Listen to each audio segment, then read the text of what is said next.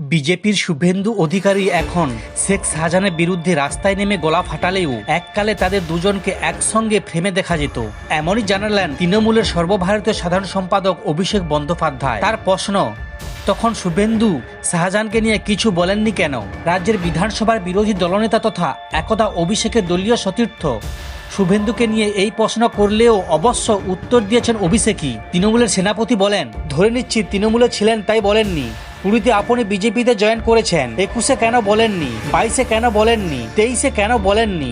নিজে ডায়মন্ড হারবার লোকসভা কেন্দ্রের মহেশতলা দুটি প্রকল্পের উদ্বোধনে গিয়েছিলেন অভিষেক। সেখানে সাংবাদিকদের মুখোমুখি হয়ে সন্দেশখালী সংক্রান্ত প্রশ্নের জবাব দেন তিনি। সেখানে উঠে আসে রাজ্যের বিধানসভা বিরোধী দলনেতা তথা একদা অভিষেকের দলীয় সতীর্থ শুভেন্দুর নাম।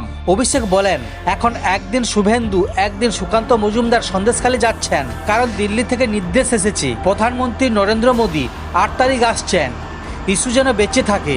আমার প্রশ্ন, এরা এতদিন কিছু বলেননি কেন?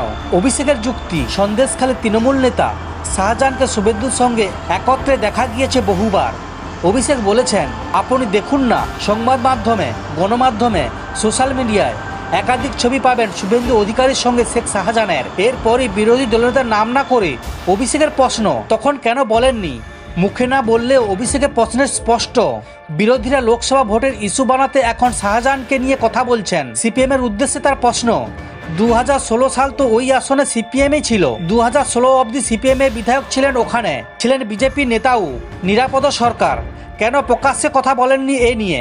অভিষেকের কথায় আমি প্রশ্ন করি, নিরাপদ সরকার তো সন্দেশখালীতে থাকেন, বিকাশ সর্দার তো সন্দেশখালীতে থাকেন, তারা 4টে সংবাদ মাধ্যমকে ডেকে বা একটা চিঠি করে রাজ্য সরকারকে জানাননি কেন? কেন এই পদক্ষেপ আগে করা হয়নি?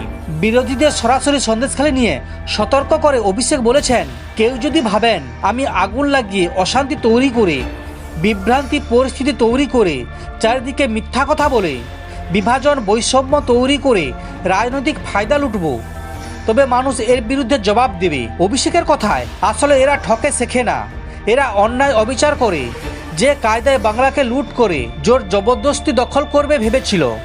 2021 সালে সেই চেষ্টা ব্যর্থ হয়েছে, মানুষ ওদের জবাব দিয়েছেন। এবারও এই ঘটনার প্রতিফলন ভোট বাক্সই দেখতে পাবেন ওরা। সমস্ত খবর দেখতে এই চ্যানেলের সঙ্গে থাকুন। ধন্যবাদ।